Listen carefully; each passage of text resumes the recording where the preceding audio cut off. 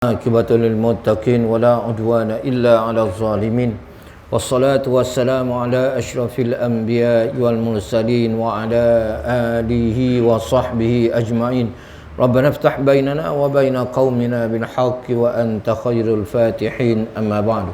Yang dihormati Tuan Imam, Tuan Pengurusi Masjid, Barisan EJK Masjid, tuan-tuan, puan-puan, muslimin dan muslimat yang dirahmati Allah sekalian. Malam ni insya-Allah kita sambung lagi perbincangan kita berkaitan dengan surah An-Nur.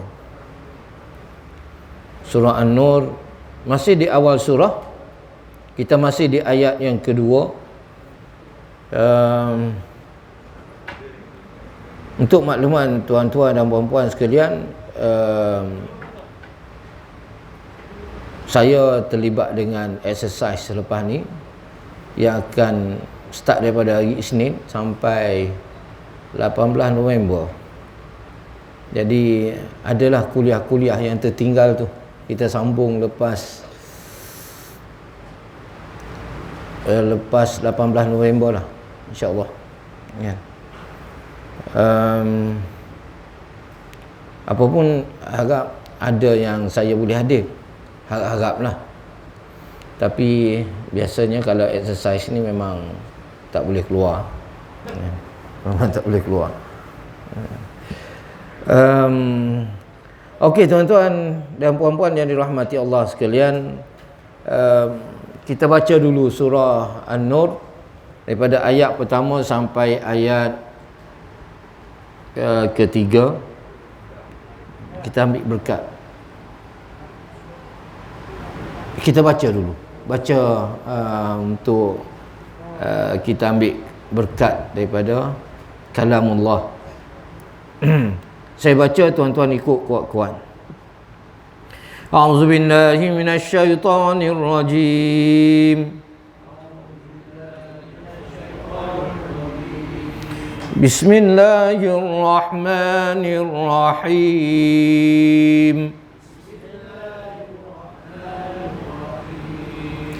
Suratun anzalnaha wa faradnaha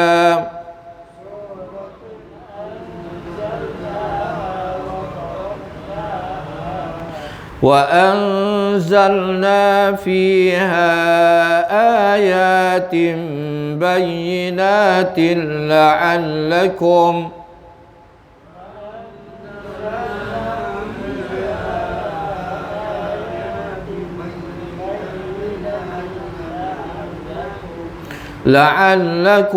tadhakkarun.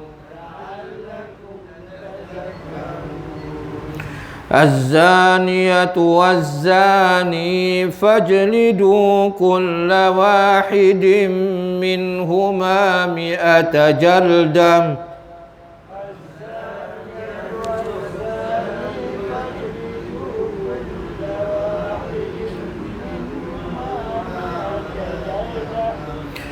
ولا تأخذكم بهما رأفة في دين الله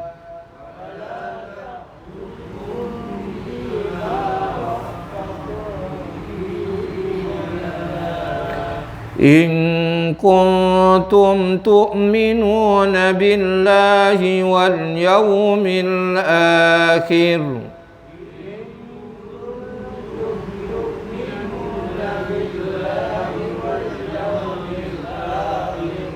وليشهد عذابهما طائفة من المؤمنين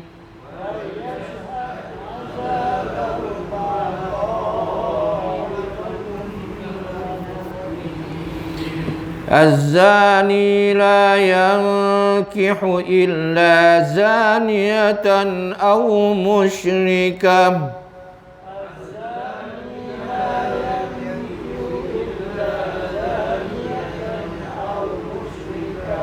والزانية لا ينكحها إلا زان أو مشرك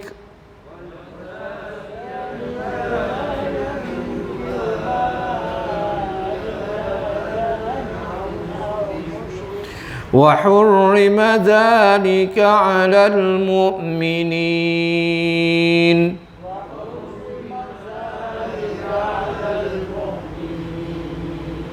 صدق الله العظيم.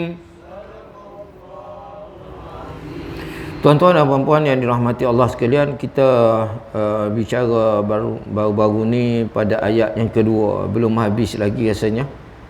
Dan ayat yang kedua yang berbunyi az-zaniyatu waz-zani fajlidu kulla wahidin minhuma mi'ata jaldah, yang bermaksud penzina perempuan, penzina lelaki, hendaklah kamu rotan ataupun sebat kulla wahidin, kulla setiap seorang, wahidin seorang, minhuma daripada kedua-duanya, mi'ata jaldah sebanyak 100 rotan.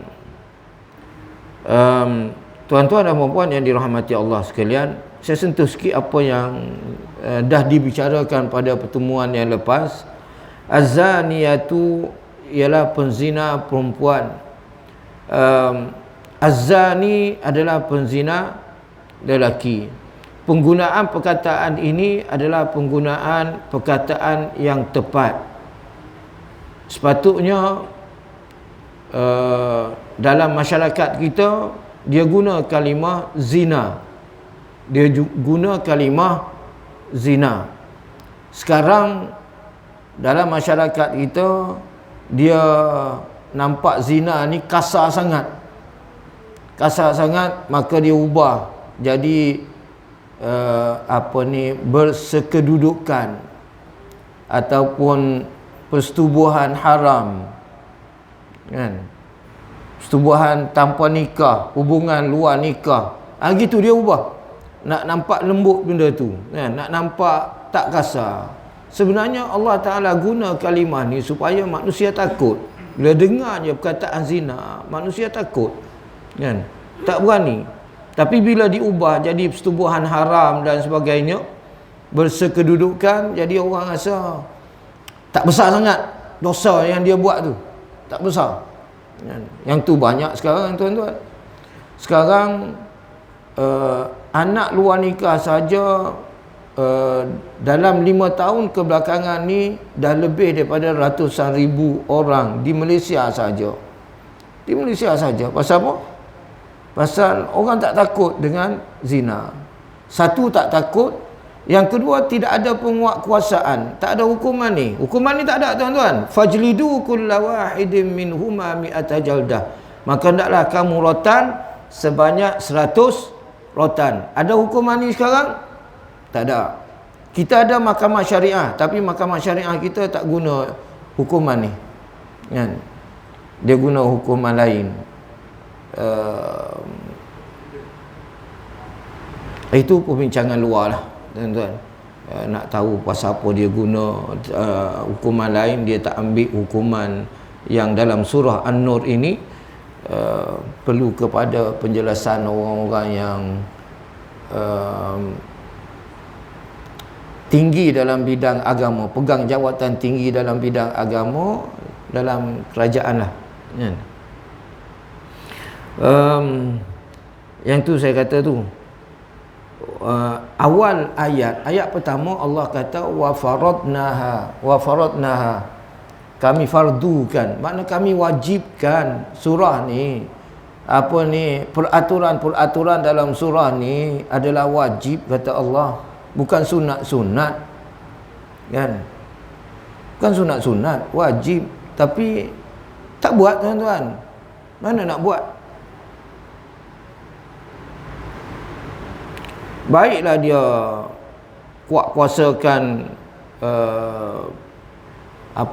membuang sampah merata-rata tempat. Itu yang lebih utama, kan? Bukan kata buang sampah tu tak betul. Betul, memang tak betul, tapi dari sudut arahan Allah yang ni, Allah arah yang ni, tuan-tuan, sepatut diutamakan yang ni. Allahu Akbar. Kita harap satu hari nanti adalah penguatkuasaan, peraturan, peruntukan hukuman seumpama ini supaya tidak berlaku perzinaan berleluasa, tuan-tuan. Sekarang berzina berleluasa. Ada orang yang dilantik sebagai pembesar dan sebagainya terlibat dengan perzinaan. Relax ya, tak ada apa. Relax ya. Allah sebut bab zina ni supaya apa, tuan-tuan? Yang saya sebut sebelum ni, supaya institusi kekeluargaan dalam masyarakat adalah berjalan dengan cantik dan elok. Dan saya ulang balik tu, yang tu, yang disebut oleh Imam Sya'rawi. Itu tujuan dia, kan? Untuk institusi kekeluargaan jadi baik, jadi elok, selamat. Tuan-tuan, perzinaan berlaku berleluasa pada hari ini menyebabkan ada bayi yang dilahirkan dibuang, dan yang terbaru 2-3 hari lepas dibakar hidup-hidup. Bakar, kira nak lupus terus, tuan-tuan. Orang perempuan ni, saya dah sebut banyak kali dah, perangai dia, sifat dia adalah lemah lembut, sifat dia adalah pemalu, sifat dia adalah orang yang tidak kasar. Tapi bila melakukan perbuatan yang dilarang oleh Allah Ta'ala, dia bertukar. Daripada lemah lembut tu, dia jadi lebih kasar dan lebih teruk. Sanggup bakar bayi dia. Subhanallah. Kan? Kita tengok binatang pun sayang pada bayi, pada anak-anak dia. Kan? Tapi wanita, bukan wanita je lah, sama je lelaki, bila buat benda yang Allah larang ni, dia sanggup bertindak dengan tindakan yang tak masuk akal, tuan-tuan. Tak masuk akal. Yang tu Allah larang. Kalaulah dia tak bakar, kalaulah bayi itu selamat, tuan-tuan, macam mana pendidikan bayi itu? Bayi luar nikah, pendidikan dia, orang dah tahu dah ini bayi tak sah taraf. Pergi sekolah pun nama bin tak tahu, kan? Binti tak tahu. Lain. Bin dia, binti dia lain, kan?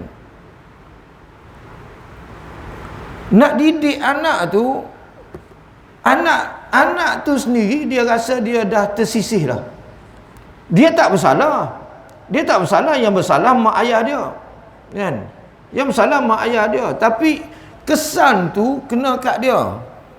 Kesan bahang tu kena pada dia, kan? Hidup dalam masyarakat penuh dengan penghinaan, masyarakat tengok hina dan sebagainya. Jadi pendidikan dia terabai. Bila terabai daripada kecil, maka besar akan jadi baik tak? Tak akan jadi baik dah, tuan-tuan. Tak akan jadi baik. Dia akan mewarisi perangai mak ayah dia tu. Jadi Islam buat macam ni kerana dalam bab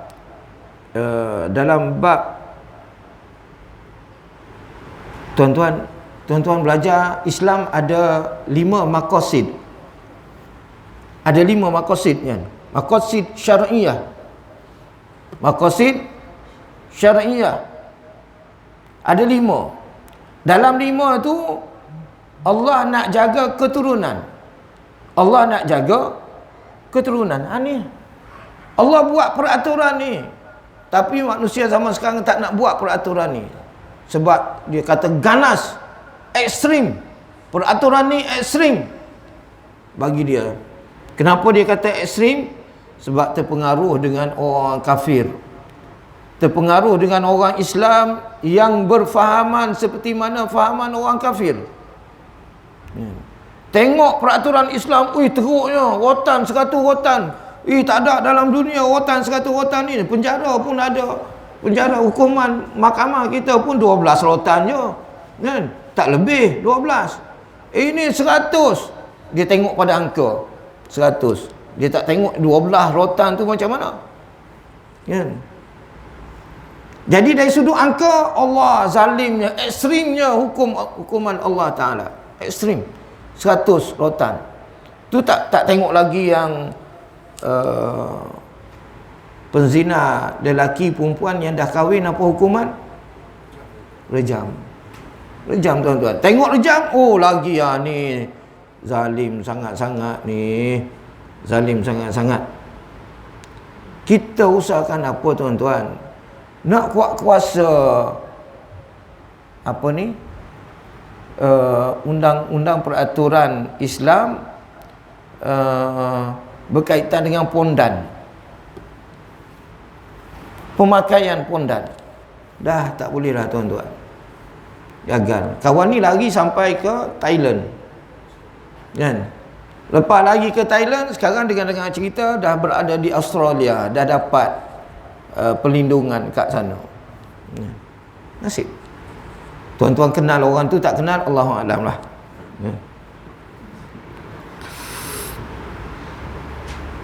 Belum lagi hak ni, baru nak kuasakan undang-undang berkaitan dengan pemakaian pun dah tak dapat sambutan dah kita. Tak dapat sambutan dah, tuan-tuan. Tak boleh buat apa. Dan orang lagi nak buat apa? Diam je lah, kan? Diam je. Lemahnya peraturan Islam di tanah air kita ni, tuan-tuan. Lemah sangat-sangat. Ya.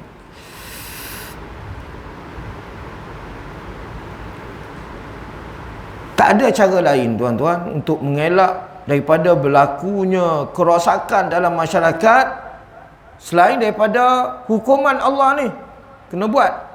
Kalau setakat bagi kondom percuma, kan, itu menggalakkan lagi kejahatan ini berlaku dan rosak. Allah bukan bicara pasal kelahiran bayi saja, tetapi rosak akhlak pelaku tu, lelaki dan perempuan tu. Rosak masyarakat, tuan-tuan. Allahu Akbar. Dahsyat. Dan kita tengok hari ni, kan, orang duk hina Islam. Orang Islam sendiri kata sembahyang dah tak wajib dah apa. Tak ada tindakan pun. Tak ada tindakan. Orang hari ni kata, kita nak baju, nak kaya, kena gila-gila. Kan? Kena buat perangai gila-gila macam dia buat. Kan? Ada tindakan tak? Tak ada. Diam, semua diam, tuan-tuan. Semua diam. Lemahnya peraturan Islam di tanah air kita, tuan-tuan. Lemah sangat-sangat. Tak ada apa. Kita je rasa menggelegak, bengkak hati tengok suasana tu, kan. Tapi apa boleh buat? Tak ada peruntukan peraturan.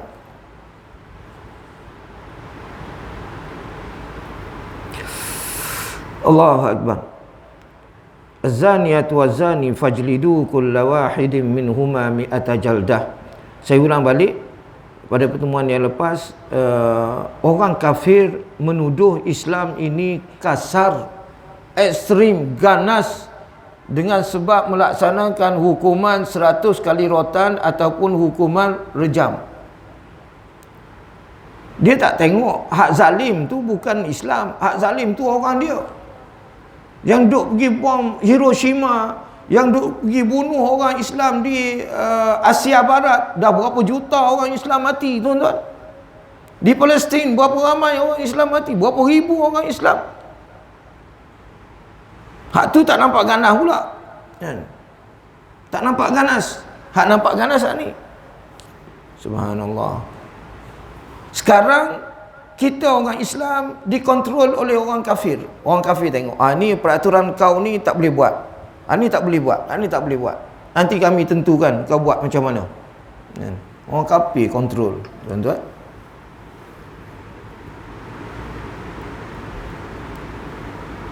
Salah kita. Tuan-tuan, begitu juga kata Imam Sya'rawi, hukuman potong tangan kepada pencuri lelaki dan pencuri perempuan. Nampak ekstrim, nampak ganas, potong tangan, kan? Tapi sebenarnya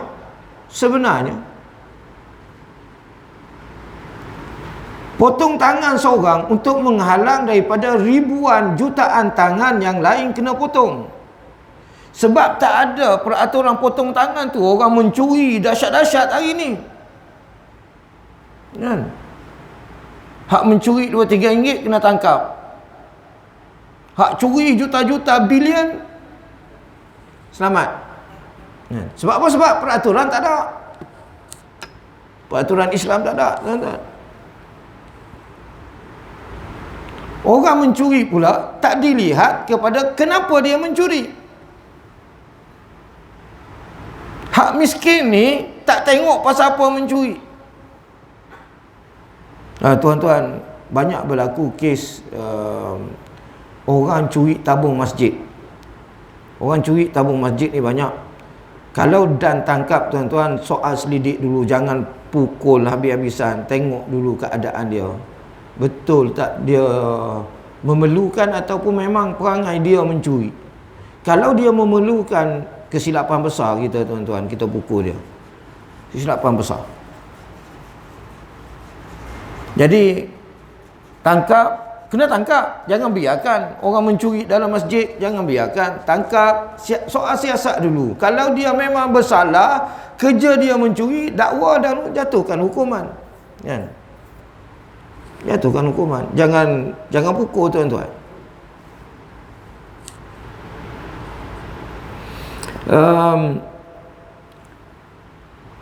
Sama, tuan-tuan, saya bawa isu yang supaya tuan-tuan faham. Kita dituduh, difitnah. Islam difitnah sebagai agama yang ekstrim. Yang sebenar ekstrim bukan Islam. Ekstrim yang sebenar adalah hak lain, agama lain, tuan-tuan. Apa yang berlaku di Rohingya, apa yang berlaku di China, kan? Apa yang berlaku di Palestin, negara di mana umat Islam minoriti. Tuan-tuan tengok apa yang berlaku. Dahsyat, tuan-tuan, memang dahsyat. Tapi tuan-tuan boleh tengok orang kafir yang berada di Mesir, ada orang Kristian. Di Arab Saudi ada orang Kristian.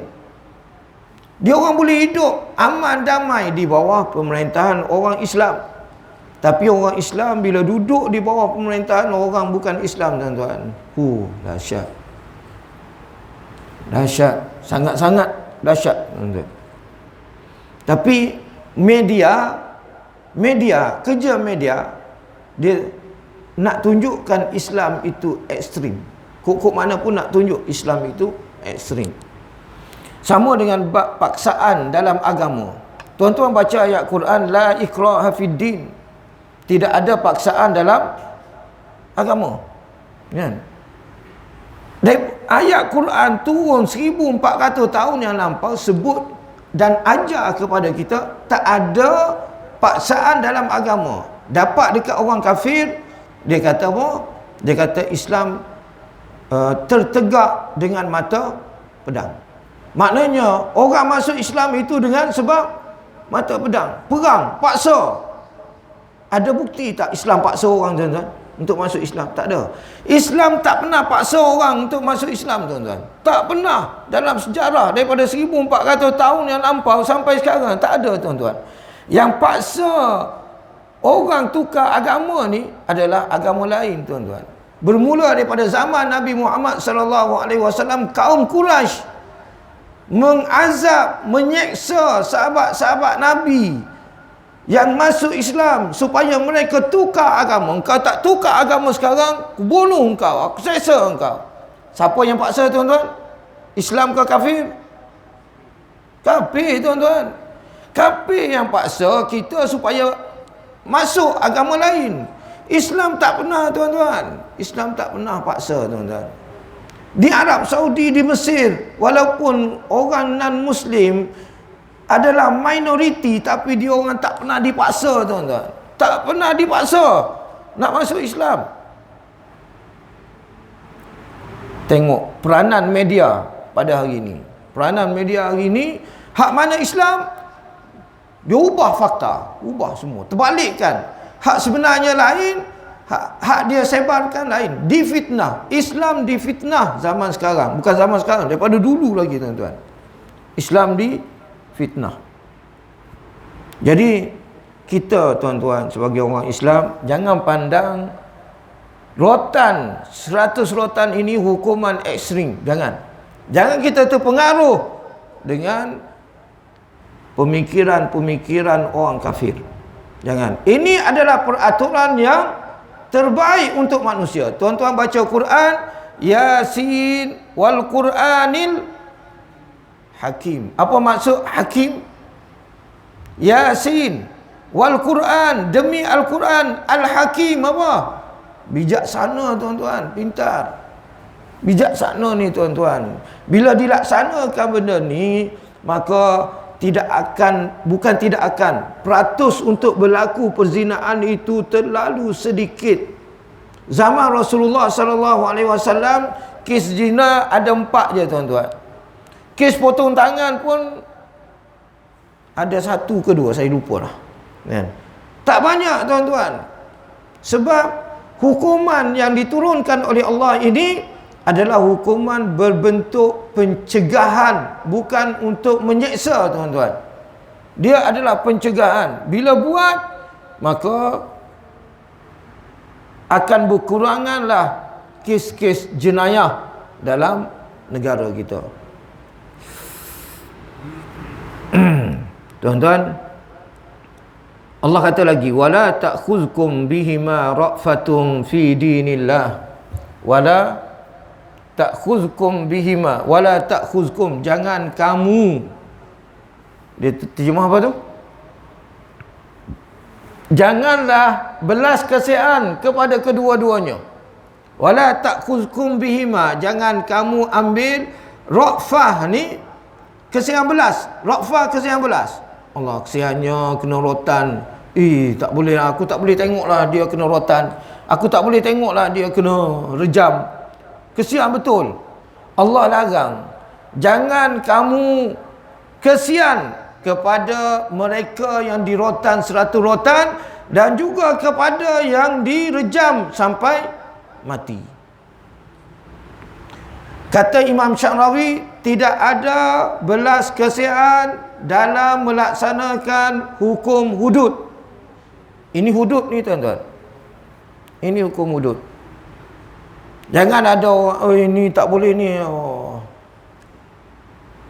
Saya ingat dulu ada kes perempuan kena tangkap pasal arak, kena dakwa, tiba-tiba ada daripada orang yang berkuasa datang memberi ra'fah, belas kasihan, bebaskan dia. Saya tak nak sebut. Kalau saya sebut, tuan-tuan nampak kat mana kan. Saya sebut secara umum gitu je kan. Kes arak dalam 7-8 tahun yang lampau, kes perempuan kena tangkap minum arak. Tuan-tuan semak balik lah dengan Google ke berita ke kan. Tak boleh tuan-tuan, ra'fah tak boleh. Ra'fah ni belas kasihan. Tuan-tuan hafal kataan Arab, ra'fatun apa? Nah, wala ta'khuz bihima ra'fatun fi dinillah. Ra'fah tu kasihan belas. Fi dinillah, di dalam melaksanakan agama Allah, hukum Allah. In kuntum, sekiranya kamu tu'minuna billahi wal yaumil akhir, beriman kepada Allah dan hari akhirat. Kalau tuan-tuan beriman kepada Allah dan hari akhirat, jangan ada belas kasihan dalam urusan ini. Ada ulama kata tuan-tuan, hukuman rejam, pelaksanaan dia kena ambil orang hak nak kena rejam tu, letak di simpang, di tempat orang lalu lalang, orang banyak kan. Kalau simpang 4 lah. Lepas tu panggil semua orang. Ayat last dia tu, wal yashhad, bawah tu, wal yashhad azabahuma ta'ifatum minal mu'minin. Maksud dia, hukuman mereka disaksikan oleh kataan tu, hendaklah pelaksanaan hukuman mereka disaksikan oleh sekumpulan orang-orang beriman. Buat rotan 100 rotan, jatuhkan hukuman rejam sampai mati mesti disaksikan oleh orang ramai. Orang ramai kena tengok tuan-tuan. Kata ulama, orang ramai yang hadir dalam pelaksanaan hukuman rejam, sewaktu orang yang pelaku penzina tu diletakkan di tengah-tengah tu, katanya dia kena tanam separuh setakat pinggang. Tanam, ya, setakat pinggang. Tanam tu bukan apa, tak nak bagi dia lari. Sebab tak ada orang yang kena batu ni tuan-tuan tak lari, ya. Mustahil lah. Walaupun dia insaf ke apa ke, kena batu 2-3 biji, tiba-tiba duduk diam kat situ lagi, tak ada tuan-tuan. Mesti dia lari. Tanam tu adalah supaya dia tidak lari. Kata ulama, siapa yang hadir tu tiba-tiba tak baling batu, dia berdosa dengan Allah Ta'ala. Dosa tuan-tuan. Sebab tak baling tu sebagai isyarat lambang adanya perasaan ra'fah. Tak nak tuan-tuan, tak nak ada perasaan ra'fah. Tak kira dia siapa, dia anak beranak kita ke, dia orang yang kita duk sanjung ke sebelum ni ke, siapa ke, kan? Jangan tuan-tuan. Jangan. Orang zaman sekarang dia fikir, ni pemikiran daripada geng-geng orang kafir. Tak fikir ke dia ni ada anak bini, dia ni ada anak kecil lagi, dia ni ada mak ayah dia, dia ambil sebab-sebab untuk wujudkan perasaan belas kasihan tu. Yang tu orang zaman sekarang, orang kafir, orang mencuri, kan? Tak boleh di pulau orang mencuri ni. Dan kita dah tengok dah, siapa yang tangkap pencuri, pukul mencuri, mati pencuri, dia kena, kan? Orang yang pukul tu kena. Peraturan kita seseolah membela penjenayah. Orang yang lakukan jenayah, kita duk fikir, keluarga dia macam mana, tak kasihan ke, macam ni kan. Nak wujudkan perkataan ra'fah, sedangkan Allah sebut jelas-jelas dalam surah ni supaya tidak ada perasaan belas kasihan dalam melaksanakan hukuman hudud. Rejam dan rotan 100 kali rotan ini adalah hukuman hudud. Kemudian wal yashhad azabahuma ta'ifatum minal mu'minin, dan hendaklah disaksikan pelaksanaan hukuman tersebut oleh sebahagian orang mukmin. Zaman sekarang hukuman kebiasaannya tidak disaksikan oleh orang. Penjara siapa yang tengok tuan-tuan? Angkat tangan tuan-tuan yang pernah tengok pelaksanaan rotan di penjara. Pernah? Tak pernah. Angkat tangan siapa yang pernah tengok pelaksanaan hukuman gantung. Angkat tangan. Tak ada kan? Bila tak tengok tuan-tuan, hak tu pengedar dadah zaman sekarang, dia edar tak main sikit-sikit dah. 1 tan dadah, kan? Kan? Takut apa? Kan? Orang tak pernah tengok kita pun, kita mati orang tak pernah tengok pun, kan? Macam mana orang berani buat tuan-tuan? Tapi hukuman Allah, kata Imam Sya'rawi, bila kita yang hadir, orang yang hadir, masyarakat yang hadir dalam pelaksanaan hukuman rejam dan juga rotan, dia akan rasa, kalau aku duduk tempat tu, rasa hina yang amat sangat, kan?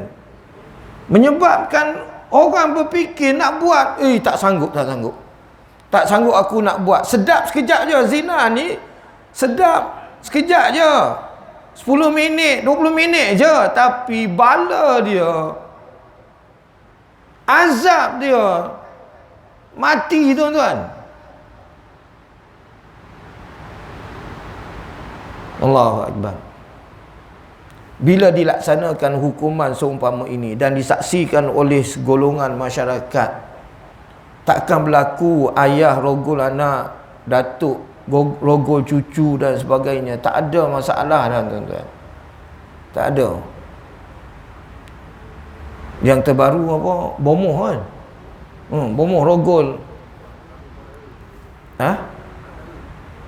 Rogol anak dara. Aduh. Letih tuan-tuan. Pasal apa? Pasal tak ada benda ni. Kan? Takut apa? Kena tangkap. Kena tangkap. Lepas tu masuk penjara kejap, keluar. Kan? Kena sebat kejap, keluar. Sebat pun dia tengok dulu. Dia bawa doktor pun semua sekali tengok. Kan? Orang ni boleh sebat, tak boleh sebat. Kalau sekali sebat mati, dia tak bagi. Doktor, pada jangkaan doktor, kawan ni kalau sebat mati, tak jadi tuan-tuan. Tak jadi sebat.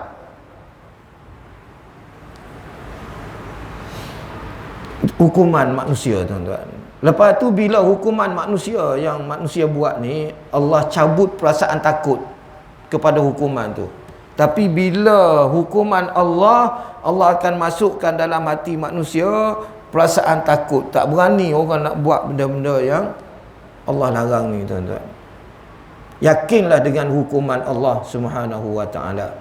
Kalau tuan-tuan, puan-puan orang beriman, hukuman ini kita kena yakin dia adalah wajib dilaksanakan. Yang kedua, tidak ada perasaan belas kasihan dalam melaksanakan hukuman ini. Yang ketiga, hendaklah disaksikan oleh sekumpulan orang-orang yang beriman. Subhanallah. Setakat tu ada masalah tak? Jangan sekali-kali kita pandang hukuman Allah adalah ekstrim. Jangan tuan-tuan. Jangan. Kemudian sekarang pukul dah isyak kan? Dah.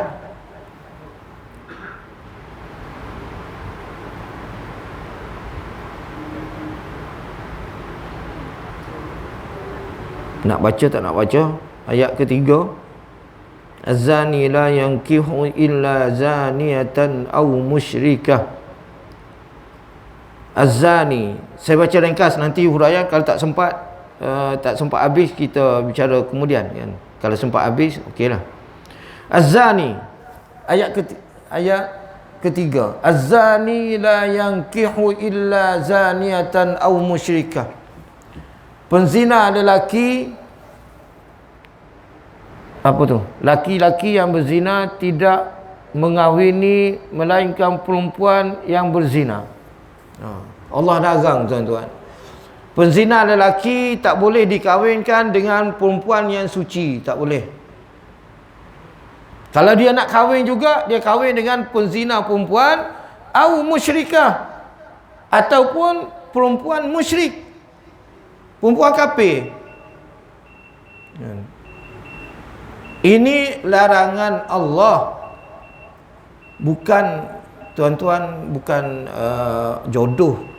Bukan kita kata jodoh ni orang baik akan jumpa orang baik. Tak, bukan itu maksud dia. Bukan itu maksud dia.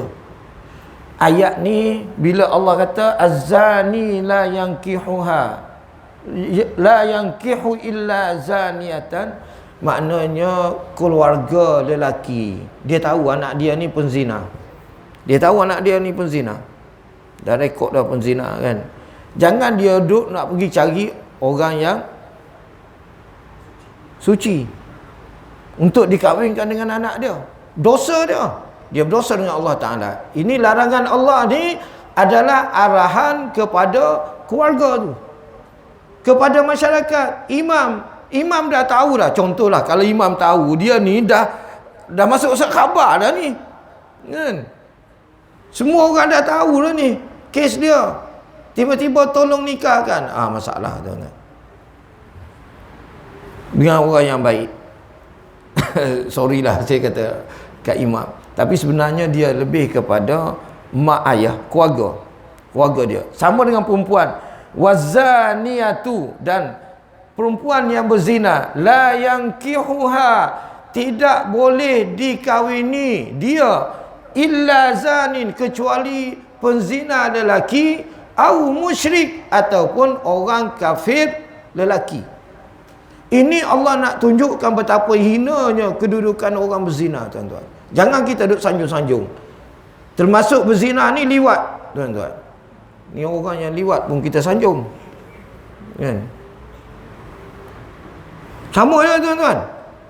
Bahkan kata ulama, liwat itu lebih keji daripada berzina, kan?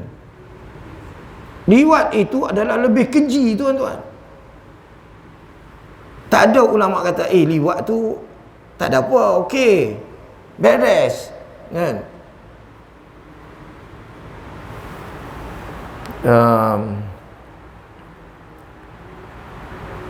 Jadi ayat ni nak bagi tahu kepada kita, ni kita mak ayah nak cari menantu ni, nak cari menantu, cari yang elok-elok, tuan-tuan. Harap dalam keturunan kita tak ada orang yang terlibat dengan perzinaan. Ada mak ayah ni yang pernah saya jumpa, pernah saya alami. Anak laki dia ni mak dadah, tapi bila nak nikah cari ustazah,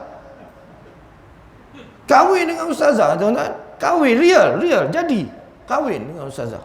Dapat anak satu, baru bini dia perasan, ustazah ni perasan laki dia ni tahi dadah, baru minta cerai, tuan-tuan. Ni mak ayah, tuan-tuan. Nak selamatkan anak dia kononnya lah. Mungkin dia nak suruh ustazah tu baiki anak dia.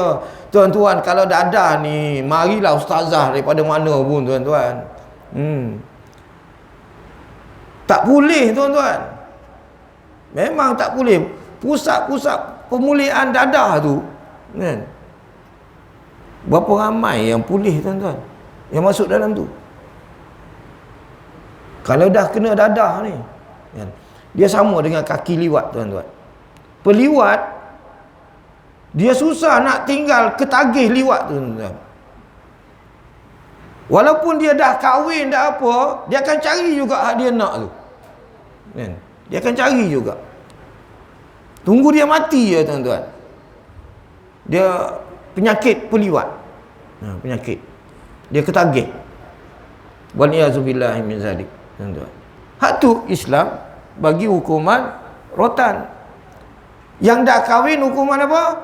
Rejam. Kenapa, tuan-tuan?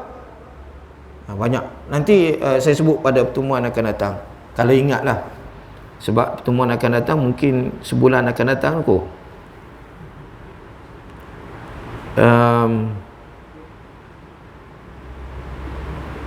Allah kata wa hurrima zalika 'alal mu'minin, dan perkahwinan ini adalah haram kepada orang-orang mukmin. Bila sebut haram, apa maksud dia? Dosa. Mak ayah yang kahwinkan anak dia yang berzina dengan orang yang suci bersih, dia adalah berdosa. Ataupun mak ayah sanggup menerima penzina menjadi menantu dia, sedangkan anak dia suci bersih, sama je. Hukum dia adalah haram dan berdosa, tuan-tuan. Cerita ni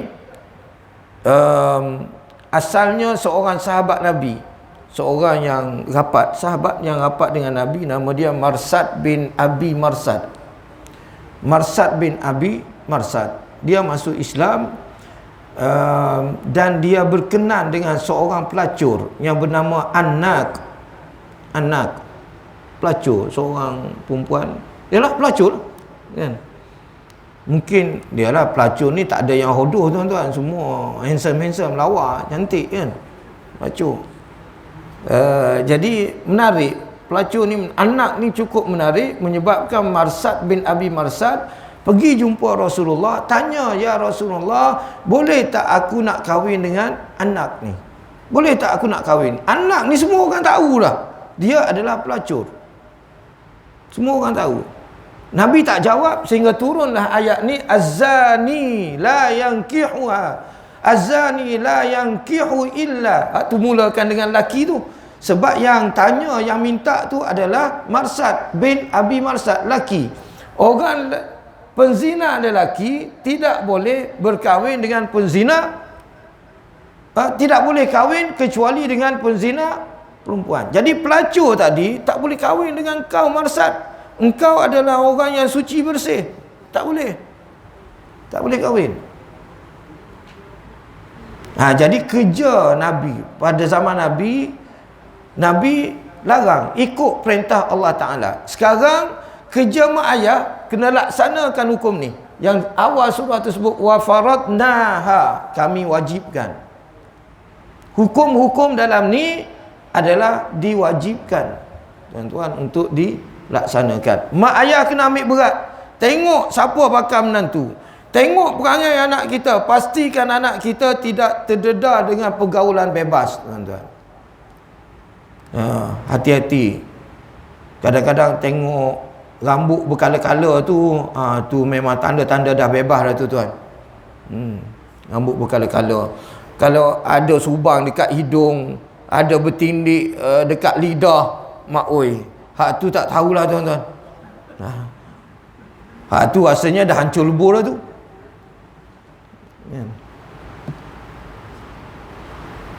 Pilihlah menantu yang elok, tuan-tuan.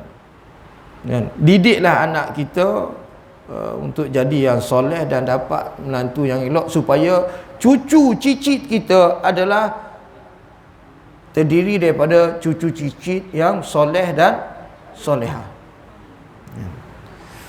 Allahu Akbar. Tuan-tuan, saya rasa cukup sekadar tu. Insya dah lama dah, kan? Untuk malam ni insya-Allah. Ada soalan tak? Ada soalan? Tak ada.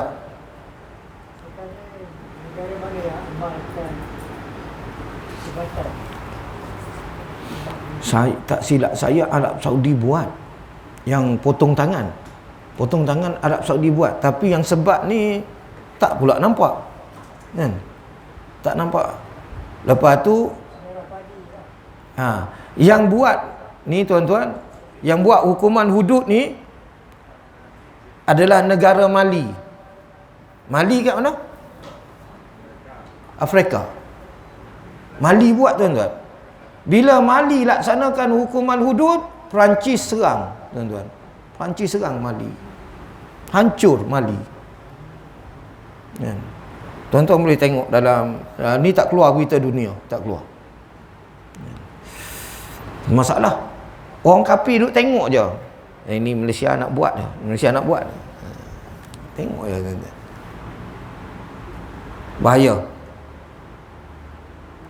Allahu a'lam. Yang lain kita bincang luar-luar, tuan-tuan. Itu saja daripada saya.